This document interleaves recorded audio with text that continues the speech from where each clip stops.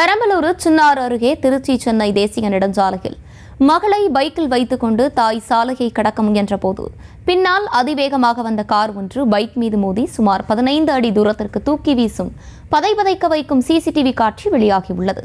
இது குறித்து கூடுதல் விவரங்களோடு இணைகிறார் செய்தியாளர் துரைசாமி. துரைசாமி, வணக்கம். விவரங்களை வழங்கலாம்.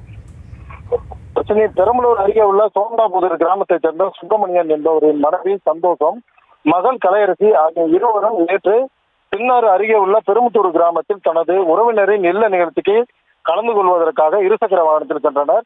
திருச்சி சென்னை தேசிய நெடுஞ்சாலை சின்னாறு அருகே சாலையை கடக்க முயன்ற போது இருசக்கர வாகனத்தில் பின்னால் வந்த திருச்சியிலிருந்து சென்னை நோக்கி வந்த கார் அதிவேகமாக இருசக்கர வாகனத்தில் மோதியதில் தாய் சந்தோஷம், மகள் கலையரசி ஆகிய இருவரும் சுமார் ஒரு 15 அடி தூரத்திற்கு தூக்கி வீசப்பட்டது.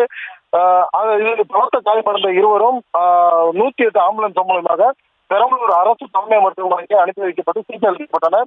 மேல் சிகிச்சைக்காக இருவரும் திருச்சி தனியார் மருத்துவமனையில் சேர்த்திருந்த நிலையில் தாய் சந்தோஷம் சிகிச்சை பலனின்றி இன்று உயிரிழந்துள்ளார்.